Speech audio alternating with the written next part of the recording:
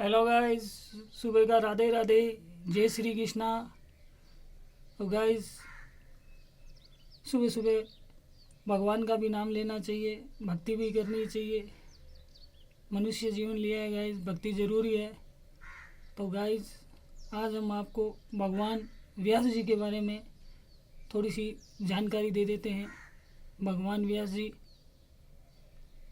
की थोड़ी सी कथा की जानकारी जो आज हम आपको दे रहे हैं गाइस, तो ध्यानपूर्वक सुने।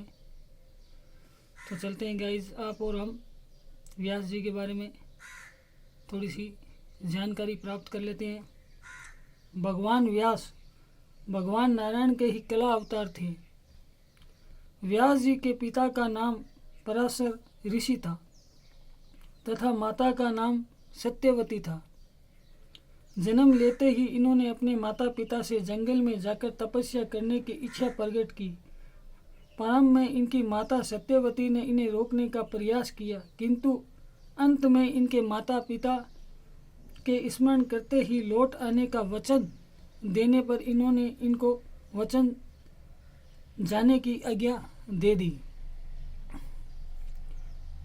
यमुना जी के द्वीप जन्म होने के कारण व्यास जी कृष्ण देवयान तथा बद्रीवन में तपस्या करने के कारण बद्रायण व्यास भी कहा जाता है। इन्हें संपूर्ण वेद पुराण इतिहास और परमात्मा तत्व का ज्ञान स्वयं ही प्राप्त हो गया था। मनुष्य की आयु क्षीण होते हुए देखकर इन्होंने वेदों का विस्तार किया, इसीलिए वेद व्यास के नाम से प्रसिद्ध हुए।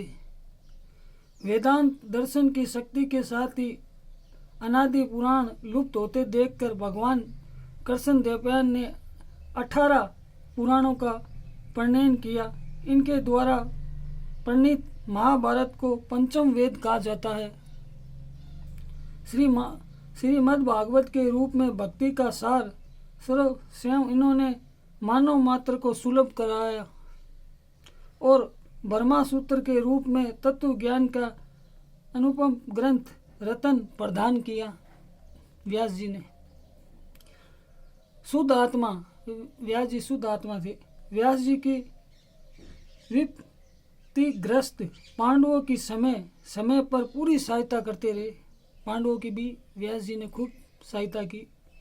इन्होंने संजय को दिव्य दृष्टि प्रदान की, जिससे वे संजय महाभारत युद्ध प्रत्यक्ष देखने के साथ साथ श्री कृष्ण मुखारविंद से निःशर्त श्रीमद् भागवत का भी श्रवण किया। महर्षि व्यास जी की शक्ति अलौकिक थी।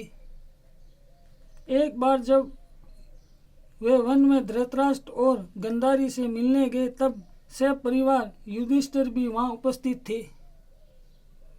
धृतराष्ट्र पुत्र शोक से अत्यंत व्याकुल थे। इन्होंने श्री व्यास जी ने अपने मरे हुए कुटुंबियों और स्वजनों को देखने की इच्छा प्रकट की। महर्षि व्यास आदेशानुसार धृतराष्ट्र आदि गंगा तट पहुंचे। व्यास जी ने गंगा जल में प्रवेश किया और दिवगत योद्धाओं को पुकारा। जल में युद्ध काल जैसा कोलाहल सुनाई देने लगा। देखते ही देखते भीष्म और द्रोणा के साथ दोनों पक्षों के योद्धा निकल आए। देखिए गाइस, व्यास जी में कितनी शक्तियाँ थी। सबकी वेशभूषा और वाहन आदि पूर्ववत थे, वैसे ही थे जैसे महाभारत में वे युद्ध करते हुए वीर गति को प्राप्त किए, वैसे ही वो समुद्र में से निकले। सभी ईर्ष्या और देश शून्य और दिव्य देहधारी थे। वे सभी लोग रात्रि में अपने संबंधियों से मिले और सूर्य उदय से पहले भागीरथ गंगा में प्रवेश करने अपने दिव्य लोकों को चले गए। भगवान व्यास ने इस चमत्कारी प्रभाव को देखकर धृतराष्ट्र आदि आश्चर्यचकित रह गए।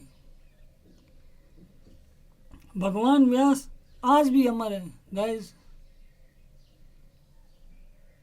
व्यास जी अभी भी अजर अमर है। समय समय पर प्रकट होकर वे अधिकारी पुरुषों को अपना दर्शन देकर कृतार्थ किया करते हैं। ज्ञानी पुरुषों को वो अभी भी दर्शन देते हैं गाइस। जो भक्ति करते हैं उनको व्यास जी दर्शन देते हैं। भगवान आदि शंकराचार्य और मंडल मिश्र को उनके दर्शन हुए थे। मनुष्य जाति पर भगवान व्यास अनंत उपकार है। संपूर्ण संसार उनका आभारी है।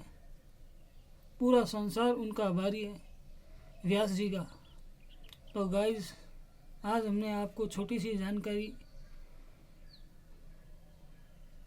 व्यास जी के बारे में दी। तो देखिए गाइस उनमें कितनी शक्तियाँ थी। तो गाइस हमारे चैनल को ज़्यादा से ज़्यादा लाइक करें, सब्सक्राइब करें, वीडियो देखना न भूलें, कमेंट भी करें ताकि हम आगे का वीडियो बना सकें। गाइस आज के लिए इतना ही। राधे राधे, जय श्री कृष्णा। भक्ति में लगिए, भक्ति में बहुत बड़ी शक्ति है गाइस।